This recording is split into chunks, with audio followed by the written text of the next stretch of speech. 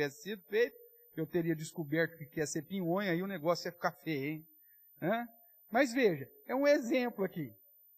Às vezes nós usamos esse simbolismo em casa, de situações que nós vivemos, que faz bastante significado, que é um símbolo conhecido por nós, mas que se chega uma pessoa estranha, e pinhonho, o que é? É igual estrangeiro que chega, a gente gosta, né? Os estrangeiros fazem isso com a gente também. Mas quando vem estrangeiro aqui, a gente começa a conversar e falamos algumas gírias que para nós são símbolos, né? Que faz todo sentido para nós e o cara fica perdidão. Já viu isso acontecer?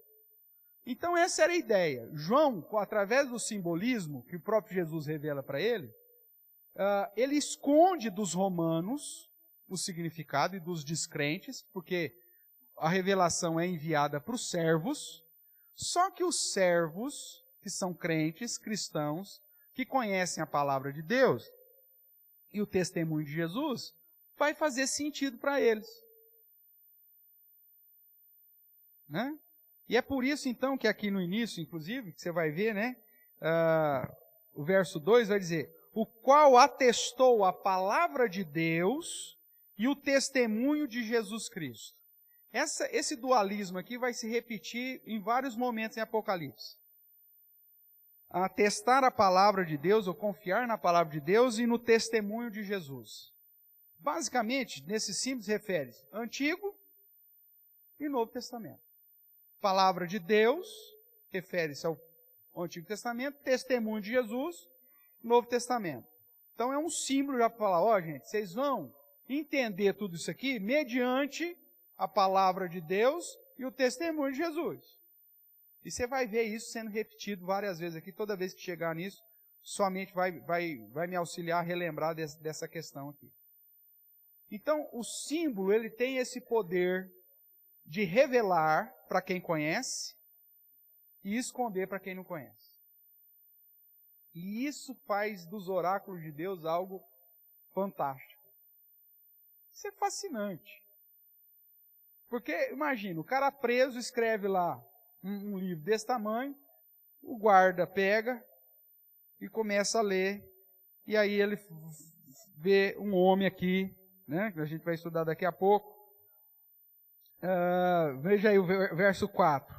João, as 7 igrejas que se encontram na Ásia, graça e paz a vós outros, da parte daquele que é, que era e que há de vir, e da parte dos 7 espíritos que se acham diante do seu trono, e da parte de Jesus Cristo, fiel testemunho, primogênito dos mortos, soberano do Rei da terra.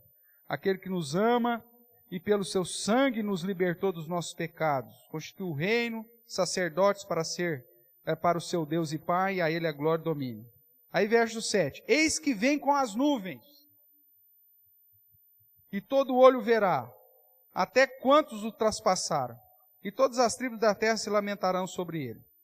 E aí ele vai continuando, ele vai dizendo, aí, mais à frente lá, ele vai dizer, vamos ver, verso 14, capítulo 1. A sua cabeça e cabelos eram brancos como alva lã, como neve, os olhos como chama de fogo, os pés semelhante ao bronze polido, como refinado numa fornalha, a voz como vozes de muitas águas.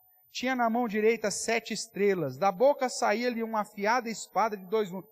O rosto brilhava. O soldado romano lê um troço desse aqui e fala, gente, pode deixar. Pode deixar, o velho está gagá. Ele está vendo um homem, cabelo de nuvem, olho de fogo, com a boca de espada, com o pé polido. Não, deixa. É devaneio, já está gagá. Pode mandar. Só que cada detalhe desse é um símbolo que aponta para uma verdade que na interpretação vai dizer de quem ele está falando e por que ele está falando tal coisa. Isso é fantástico na revelação. Porque ele revela para os servos, mas esconde dos ímpios, dos descrentes. Agora, pastor, porque eu sou servo de Deus e eu não entendo nada de Apocalipse. É porque, na verdade, você foi induzido a tentar olhar Apocalipse não com os óculos corretos. as interpretações que foram propostas, provavelmente para você, são propostas que não têm o óculos correto para interpretar. Te deram um molho de chave para abrir um cadeado, mas o cadeado é de segredo, ele não tem chave. Você tem que descobrir os segredos que a própria palavra de Deus traz. Você vai ficar tentando lá com a chave, não vai abrir nunca. O óculos está errado. Agora, quando nós começamos a olhar para as Escrituras como um todo e ter nas Escrituras a chave necessária para abrir cada segredo de Apocalipse, aí vai começar a fazer sentido. Tudo bem até aqui? Então, a ideia do simbolismo, né, o Apocalipse recheado, isso foi feito, inclusive, como eu já disse, para que Roma não compreendesse o que estava escrito, ao passo que a igreja, familiarizada com as figuras do Antigo Testamento e orientada pelo Espírito Santo, entenderia o recado. A mensagem precisava fazer sentido para os primeiros destinatários. Isso aqui é fundamental, irmãos. Nenhuma interpretação nossa hoje pode desprezar o entendimento das gerações anteriores. Porque o destinatário foram os servos do Senhor. Os servos de Deus. Então tem que ter feito sentido para eles também. É o exemplo lá que eu dei da marca da besta. Não pode ser um negócio só agora, que para eles não fez sentido. Então eu tenho que procurar a interpretação bíblica que faça sentido tanto para eles quanto para nós hoje. Então, e para todos os demais destinatários, inclusive nós, durante o período que se trata a revelação. Qual que é o período? Da primeira vinda de Cristo até a volta. Tudo bem até aqui? Logo, o simbolismo utilizado, ele trata de verdades, de fatos reais, porém usando a metodologia de revelar o que acontecerá, escondendo por meio dos símbolos daqueles que não conhecem ou não possuem a chave para a interpretação. Vamos pegar aqui alguns exemplos aí, para você ter uma ideia de como o símbolo é importante e serve para revelar e ao mesmo tempo para esconder. Vamos fazer um teste aqui. O que é isso? Dá para ver lá? Se você está com a apostila aí, talvez fique mais fácil você verificar. O que é aí? É um cálice com vinho e pão. É um símbolo. Refere-se ao que para nós? Só a Santa Ceia? O que mais que traz essa informação, esse símbolo? A obra de Cristo, o fato dele ter morrido por nós, ter derramado seu sangue por nós, ter entregado seu corpo em sacrifício por nós, tal. Chega, sei lá vai lá, numa tribo indígena, que nunca teve contato com a civilização cristianizada, e pega para ele um copo com vinho e um pão e fala assim, vocês reconhecem isso aqui? O que os índios vão falar? Não sei do que esse cara está falando. Para nós que já estamos inseridos no contexto, o símbolo, quando eu falo de vinho e pão, aponta para o sacrifício de Cristo na cruz.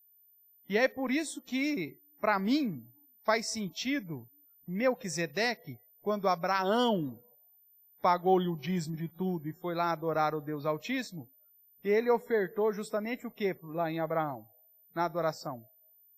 Pão e vinho. Para Abraão, aquilo lá, talvez não tenha tido nenhum significado. Só que para nós hoje faz muito mais sentido do que para Abraão. Porque aponta Melquisedeque como a ordem sacerdotal de Cristo.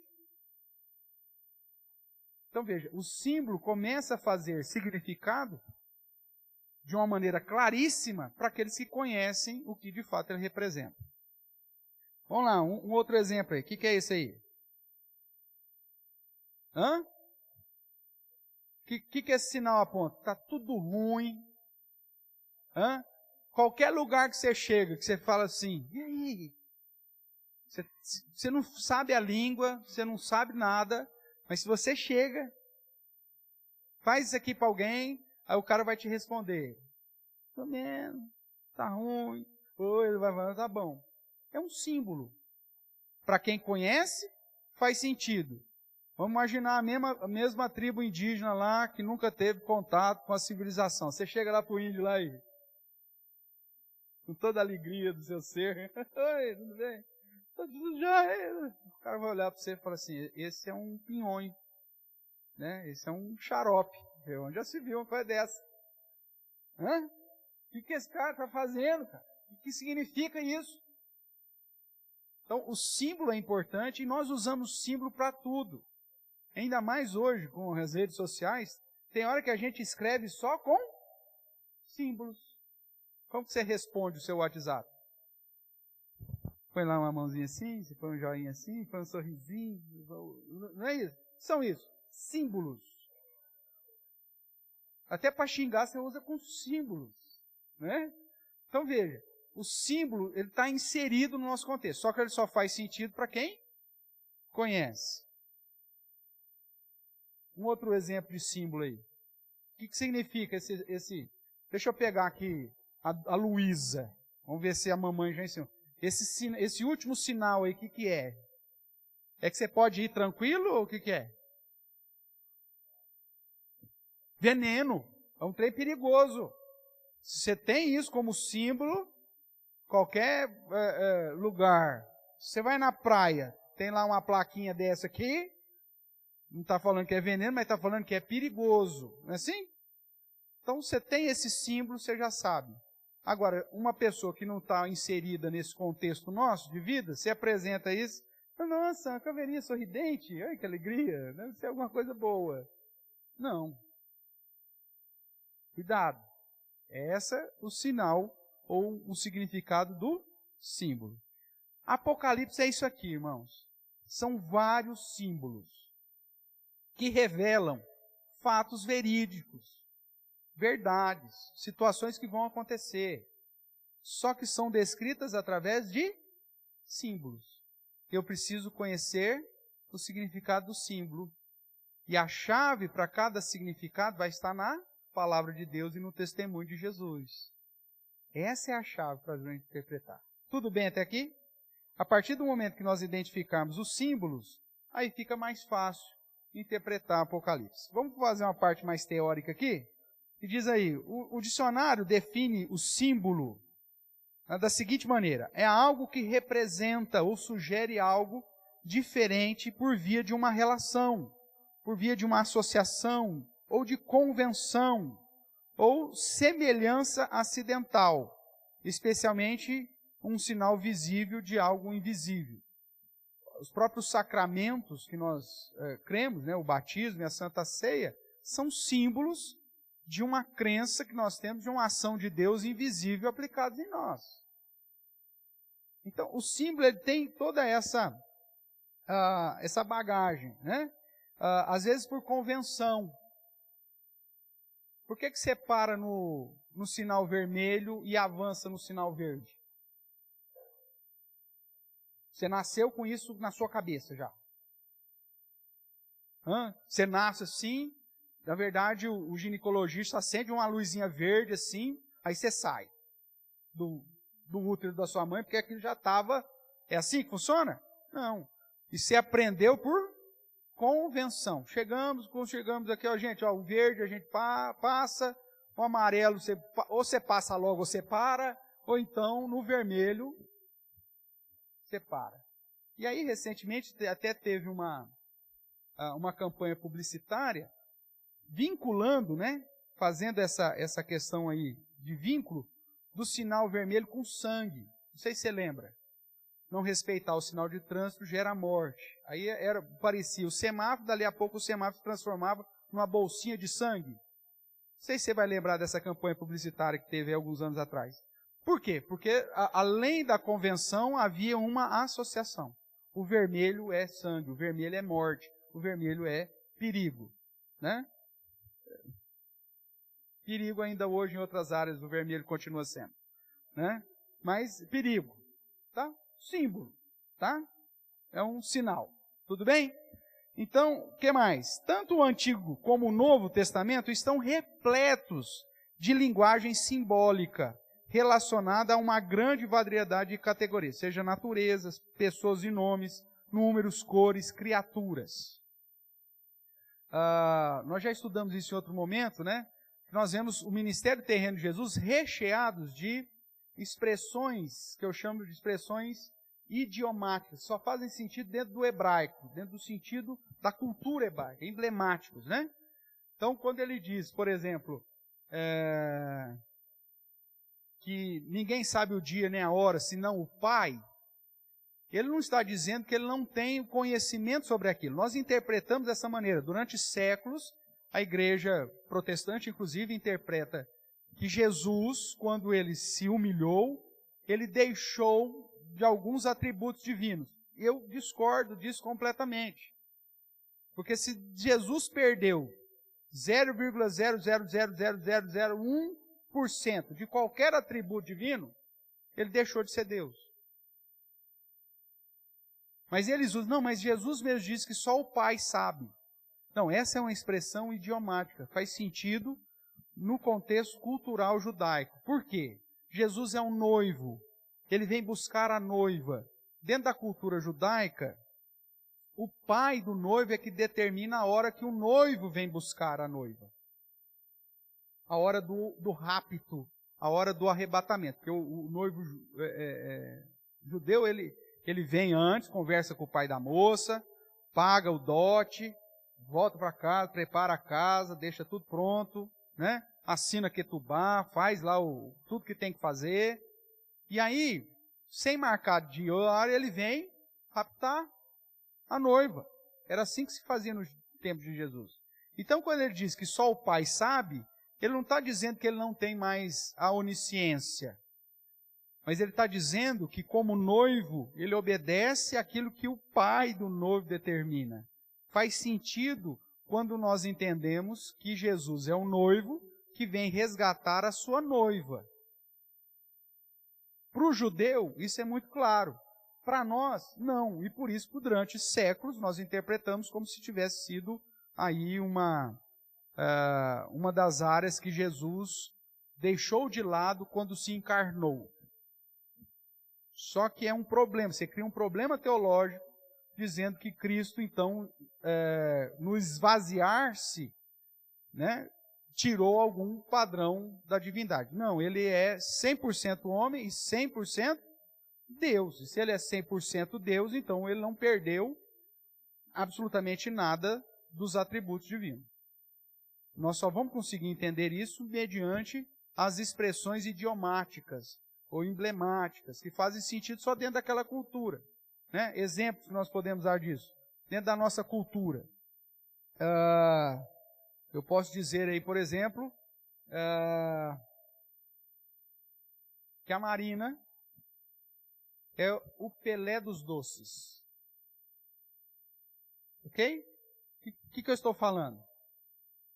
Que ela é uma perna de pau naquilo que ela faz? Não, se eu chamei ela de Pelé dos doces, é que eu falo, o melhor doce que você vai ganhar é o dela. É o Pelé dos doces. Agora, para quem não conhece nada de futebol, quem nunca ouviu falar de Pelé, você falar que ela é o Pelé dos doces, o cara vai falar, o que significa isso? Hã? O que é Pelé? Tudo bem? Pega um marciano, né, que nunca ouviu falar de... O cara vai falar, o que é isso?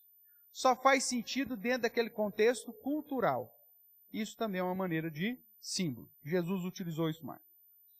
Vamos fazer um exercício aqui rapidamente, usando lá Lucas, capítulo 10. Abra lá Lucas, capítulo 10. As parábolas, né, que Jesus utiliza são recheadas de simbolismos. E aí esse exercício aqui serve para identificar também que nem todo o símbolo vai ser interpretado. Nós não podemos perder o foco, porque se a gente perde o foco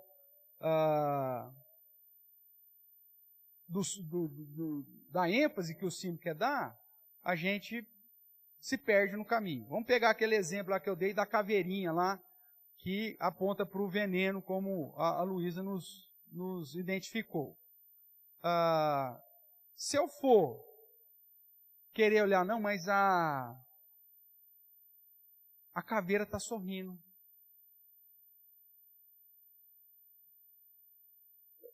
Ela está mostrando os dentes. Tem uma expressão ali meio dúbio. Então esse veneno não deve ser tão ruim. Não, meu amigo, caveira é morte. É símbolo de morte.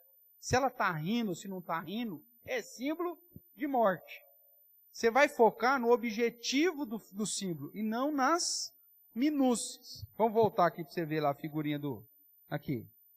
Olha que bonitinha. Não parece que está sorrindo? Fala sério. Parece ou não?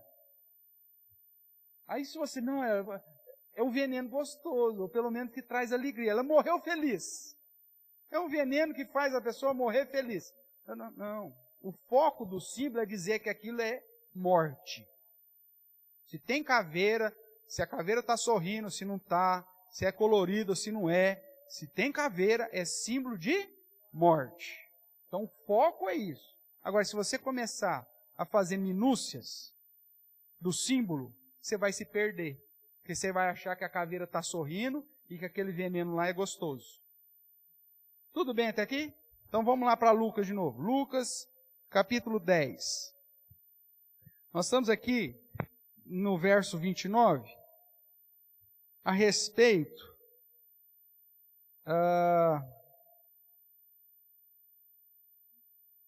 de uma parábola, né?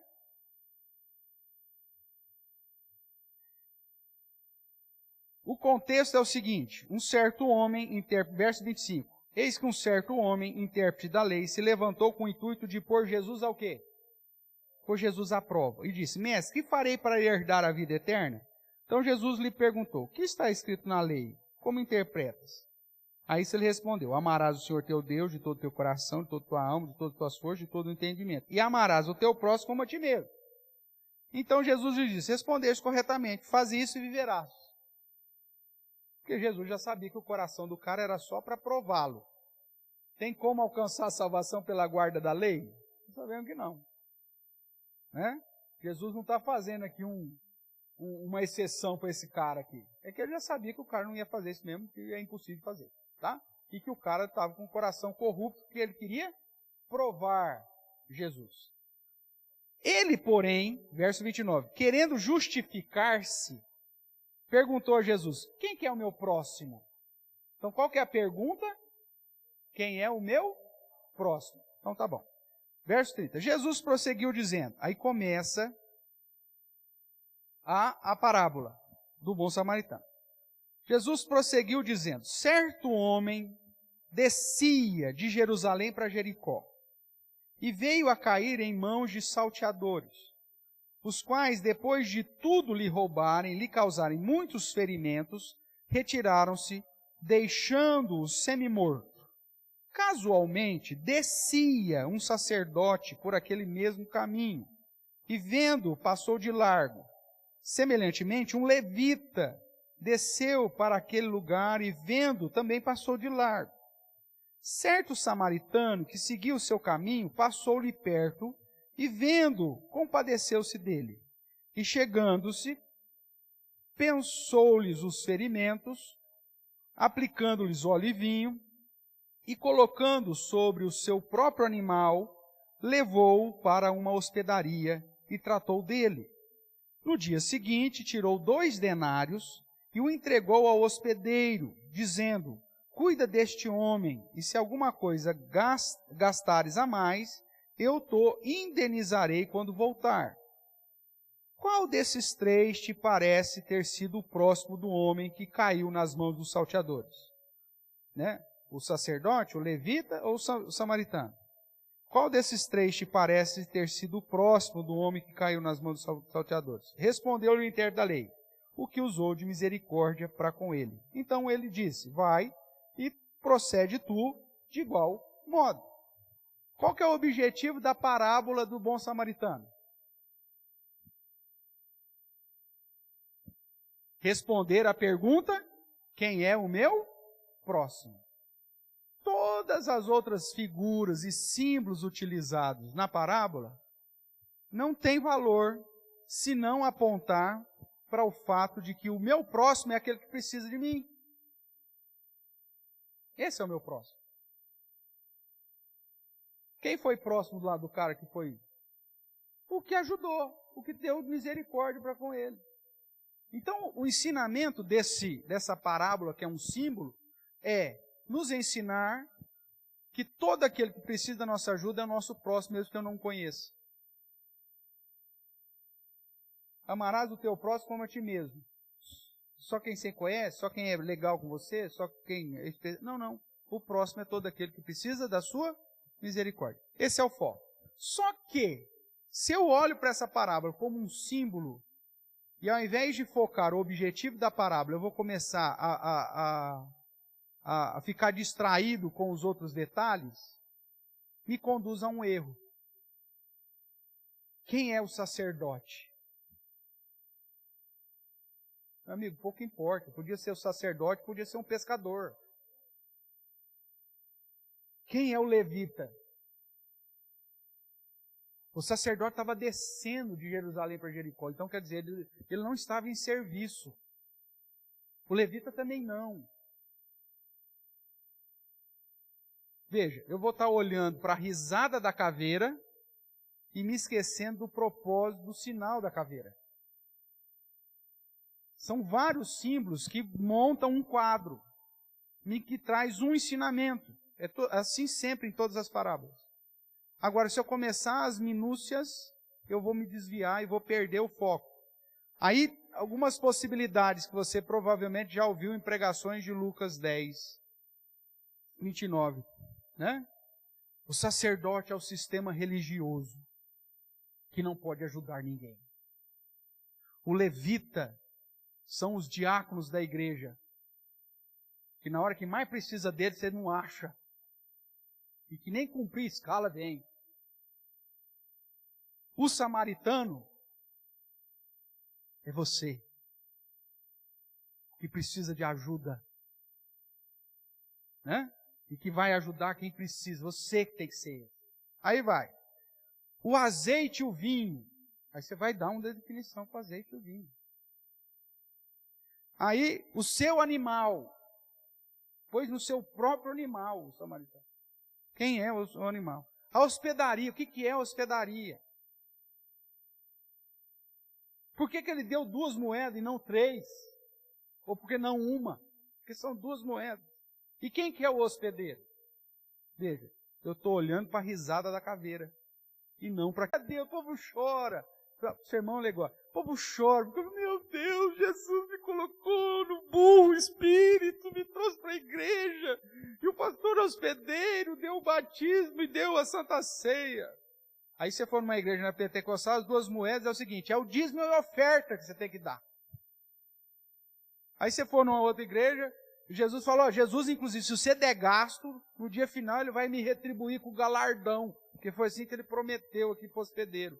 Ou seja, meu amigo, se você ficar olhando para a risada da caveira, você vai ter 1 milhão de interpretações do símbolo e vai perder o foco. Isso acontece com as parábolas, isso acontece também com Apocalipse. Existem símbolos que fazem parte do quadro, mas que não são importantes para apontar para o significado do quadro. O objetivo da parábola é ensinar quem é o teu próximo. Ou seja, todo aquele que precisa da sua ajuda. Ponto. Se foi de jumento, se foi de carroça, se ele deu 2 moedas, se ele deu 50, não importa. Isso são minúcias do quadro e que se você ficar observando isso, você vai perder o foco. Fazendo a nossa analogia aqui, você vai olhar para o sorriso da caveira e vai interpretar errado o que ela simboliza. Você vai achar que o veneno é gostoso. E aí você vai perder o foco da interpretação. Fui claro aqui? Então, muitos dos símbolos, você vai ter que olhar o todo, o quadro inteiro. Porque se você quiser interpretar cada detalhezinho de uma situação, você pode você pode errar a interpretação. Se Apocalipse me deu o significado de cada detalhezinho, ótimo. Se existe no Antigo Testamento ou no Novo Testamento chave que me conduz a interpretar cada detalhezinho, ótimo. Agora, se não tiver, acabou. Eu vou olhar o quadro geral. Eu vou olhar o todo. Para atingir o objetivo que aquela imagem, que aquele símbolo quer me passar. Então, por que muita gente se perde no estudo do Apocalipse? Porque às vezes ele fica olhando as minúcias. Ele quer descobrir quem que é o sacerdote, quem que é o levita, quem que é o samaritano, quem que é o azeite, quem que é o vinho, quem que é o burro, quem que é o hospedeiro, quem que é a hospedaria, quem que é moeda. Jesus queria que esse homem, intérprete da lei, se relacionasse aqui com esses detalhezinhos da parábola? Não. Ele só identificasse quem é o seu próximo. Aquele que precisa de ajuda de mim. É aquele que eu tenho que exercer misericórdia para com ele. Pronto. Esse é o objetivo da parábola. E esse é o ensinamento da parábola. Esse é o significado do símbolo. Tudo bem, irmãos? Tranquilo? Então vamos lá. Acho que o próprio William vai dizer, né? Não devemos espiritualizar os elementos da parábola, tentando atribuir um significado separado para cada um dos seus elementos. Se o contexto da parábola nada diz sobre eles, também nós nada devemos dizer. Em vez de perguntar o que significam essas figuras, o correto é perguntar qual o significado da parábola, e não dos seus símbolos. Focar o quadro. Tá? Fazendo analogia lá com a caveirinha lá, com os dois ossinhos lá, é morte. Pronto. Se a caveira está rindo, se a caveira estava com um brinco, se tinha barba, não importa. O símbolo é morte. Esse é o significado. Tá bom? Em relação, então, à interpretação dos símbolos em Apocalipse, nós temos que ter o mesmo cuidado. Há um tema central no livro, que é a vitória de Jesus e da sua noiva e da sua igreja. Esse é o foco. Tudo tem que conduzir para a vitória de Jesus e da sua noiva. Esse é o objetivo e o ápice do livro. E é nessa direção, então, que devemos compreender os detalhes que encontramos no livro. William Hendricks diz, como norma, os detalhes pertencem a uma figura, ao símbolo. Não podemos dar ou tentar dar uma interpretação mais profunda aos detalhes, a menos que a interpretação desses detalhes seja necessário para ressaltar o pleno sentido da ideia central do símbolo. E aí o próprio texto é que vai nos dizer isso. Em vários momentos no Apocalipse, ele vai te dar um símbolo e vai dizer o que ele representa. Vamos ver alguns exemplos disso? Vamos lá, Apocalipse capítulo 12.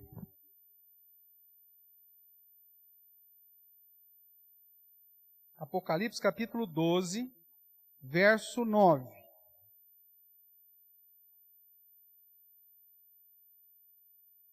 O capítulo 12 é um capítulo cheio de símbolos, né? Vamos pegar, antes de ler o verso 9, só para você ter uma ideia, né? Vamos lá, o capítulo 12. Viu-se grande sinal no céu, a saber, uma mulher vestida do sol, com a lua debaixo dos pés e uma coroa de 12 estrelas na cabeça.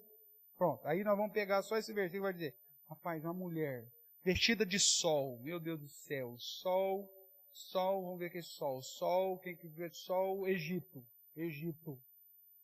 Egito adorava sol, né? Tinha a lua nos pés, lua, meu Deus, lua, quem que vai ser? Que tinha lua no pé. Aí eu vou ficar louco. Uma coroa de 12. 12. Não, no futebol são 11. Não está falando de futebol. Então, porque são 11 jogadores. Mas 12 é a torcida. Será que é a torcida? 12. Quem já ganhou 12 títulos? Não, o 12. Será que é 12 apóstolos? 12. Meu amigo, se o texto nos apontar para a chave, para interpretar esses detalhes, nós vamos lá. Agora, se não, nós vamos focar no quadro total, que vai apontar a mulher como igreja, e essa igreja perseguida. Pronto, é o quadro. Agora se ela está com coroa, se ela está sem coroa, se ela está com cabelo raspado, não tá. Aí são detalhes.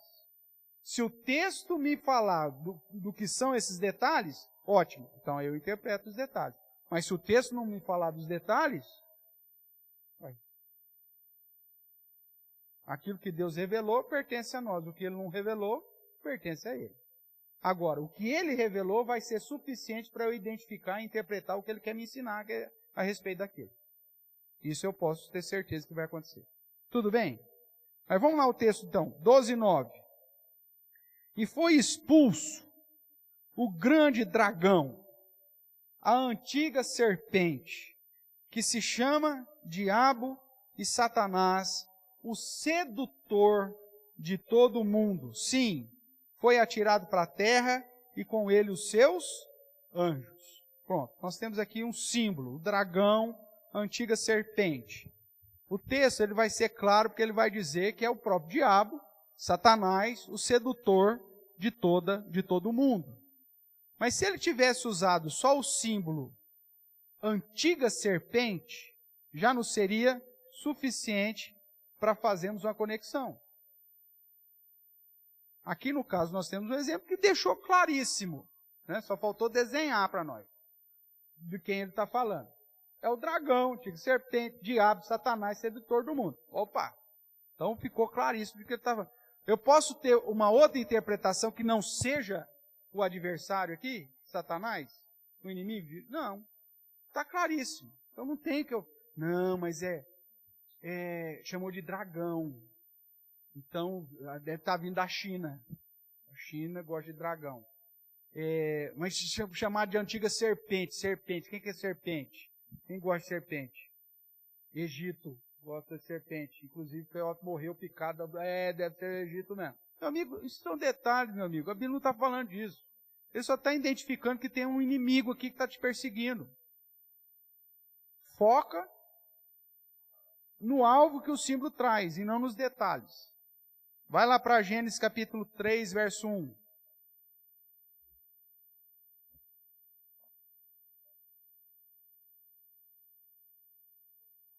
Gênesis capítulo 3, o verso é de número 1. Que diz assim, por causa da transmissão lá, deixa eu ler aqui. Mas a serpente, mais sagaz de todos os animais selvagens que o Senhor Deus tinha feito, disse à mulher, é assim que Deus disse? Não comereis de toda a árvore do jardim? Respondeu-lhe a mulher, do fruto das árvores do jardim podemos comer, mas do fruto da árvore que está no meio do jardim, disse Deus, dele não comereis, nem tocareis nele, para que não morreis. Então a serpente disse à mulher, é certo que não morrereis, porque Deus sabe que no dia que dela comerdes, vos abrirão os olhos, e como Deus sereis conhecedor do bem e do mal. Depois você vai dar uma olhadinha lá, quando pergunta para a mulher, né, o que ela fez. Cadê aqui? Verso 13. Disse o Senhor Deus à mulher, que é isso que fizeste? Respondeu a mulher, a serpente me enganou. A ideia é me seduziu, me enganou, me ludibriou e eu comi. Então veja, nós já temos aqui desde o início de Gênesis a ideia de que Satanás é o sedutor, que vem para ludibriar, que vem para enganar. É o enganador de todo mundo. E ele já está perseguindo a linhagem de Deus desde sempre. Então é um símbolo conhecido. Então ele usa lá um símbolo, o dragão, a antiga serpente. Essa expressão, antiga serpente, refere-se aqui. A serpente lá do Éden. O diabo, Satanás, o sedutor de todo mundo. Então veja, é um símbolo que no caso do Apocalipse nós temos a interpretação claríssima, porque o próprio Apocalipse me trouxe a interpretação, me disse quem que é. Se ele tivesse falado só dragão, ia ser um negócio mais complicado. Mas como ele associou dragão, né, com a antiga serpente, diabo, Satanás e parará, opa, ficou fácil. Então veja, quando o Apocalipse me interpreta o símbolo, não tem o porquê de eu querer procurar pelo em ovo. De querer saber dragão, se é de serpente, o que é. Não, é diabo, pronto, acabou. Tudo bem até aqui? Vamos lá então, outro exemplo. Apocalipse, marca aqui Gênesis, vamos voltar para depois aqui, mas vai lá, Apocalipse 22, verso 1 e 3.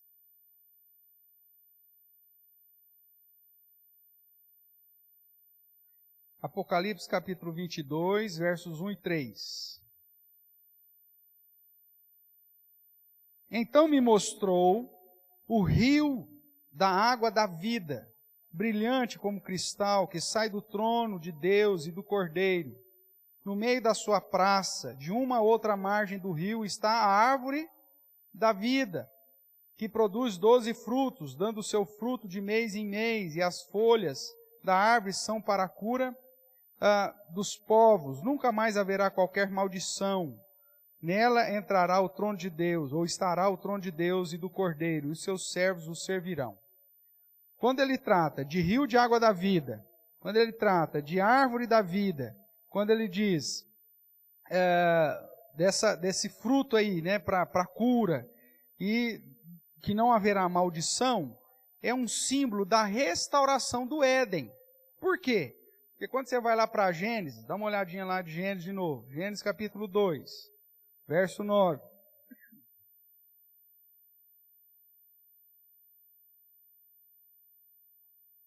Verso 8 diz, e plantou o Senhor Deus um jardim no Éden, em direção do Oriente, e nele pôs o homem que havia formado.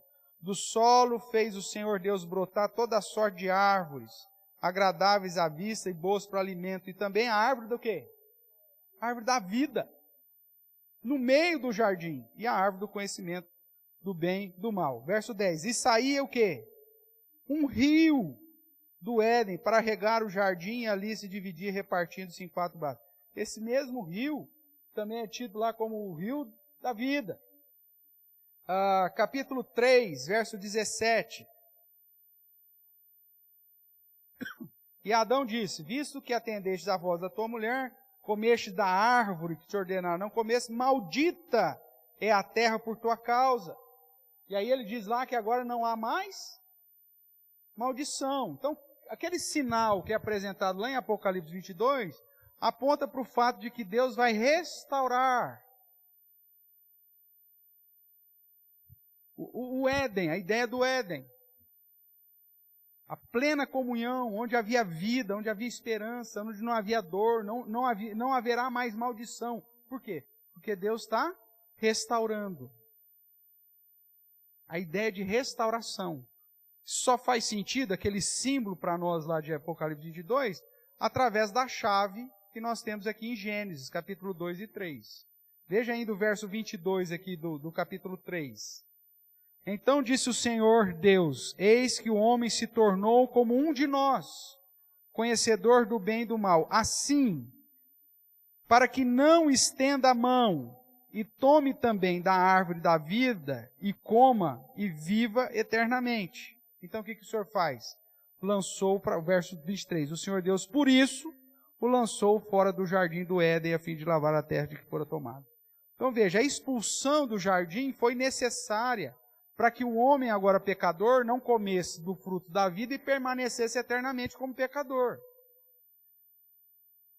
E lá em Apocalipse ele diz, olha, eu vou restaurar, e você vai comer esse fruto eternamente, que ele dá o fruto constantemente. Pastor, significa então que a gente vai ter que ficar esperando o fruto de mês em mês para comer? Não, esse é o detalhe do símbolo. Pastor, nós vamos comer folha no céu para não ficar doente? Não, criatura, isso é o detalhe. Esse é a caveira sorrindo. Você não tem que olhar para o sorriso da caveira, você tem que olhar para o significado da caveira, para o significado do símbolo. Qual que é o significado do símbolo de Apocalipse 22? Deus restaurando a nossa sorte, como era antes do pecado.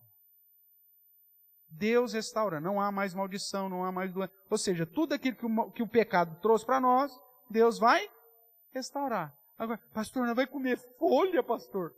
Meu amigo, é detalhe. Foca no objetivo do símbolo. Se você fizer isso devagarzinho como a gente está, te ensinando, e a gente vai fazer isso junto no estudo aqui do Apocalipse. Você vai interpretar corretamente todos os símbolos que Apocalipse traz. Para terminar aí, o último texto que eu citei aí, Zacarias. Você vê que as chaves estão espalhadas por toda a Bíblia, né? Então, abra lá Zacarias, capítulo 14.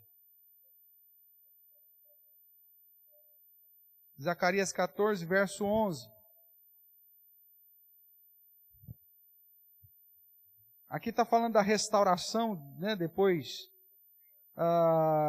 de Jerusalém, e o rei reinando, né, Jesus reinando já, a ideia é essa. O verso 11 diz, habitarão nela, e já não haverá maldição, e Jerusalém habitará segura. Jerusalém somos nós sabemos que é a chave que Apocalipse vai dizer, que a cidade somos nós, a nova Jerusalém. Nós não terá mais maldição. Isso é para a terra? Não ter mais consequência do pecado? Isso é para aqui? Para essa era terrena? É óbvio que não. Aponta para a era celeste. Então a chave para entender que Jerusalém não vai ter mais maldição é a restauração que Deus promete lá em Apocalipse 22, de uma situação como Adão e Eva viviam, ou seja, antes do pecado. Focando no símbolo, você enxerga, no objetivo do símbolo, você chega no objetivo, no ensinamento ou na interpretação correta. Até aqui, irmãos, dúvidas? Tranquilo? Ou seja, é possível identificar os símbolos e interpretar corretamente Apocalipse? Sim. Porque as chaves estão distribuídas em toda a palavra de Deus. Agora, é preciso ter um conhecimento da palavra de Deus, obviamente. Mas é possível? É. Se eu focar nos detalhes, eu vou encontrar a interpretação correta? Não. É a historinha da parábola lá do bom samaritano.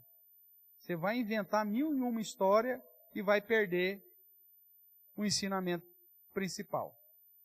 Ok? A gente vai parar hoje por aqui. Semana que vem, a gente vai continuar ainda falando sobre simbolismo, só que aí é um quadro, onde nós vamos ver vários simbolismos de todos o capítulo, do capítulo 1 até o capítulo 22 de Apocalipse, já tentando mencionar alguma coisa, para que quando formos estudar exaustivamente, a gente já tenha pelo menos um indicativo aí de cada símbolo usado. Ok? Deixa eu ver aqui a turma que está nos acompanhando aqui.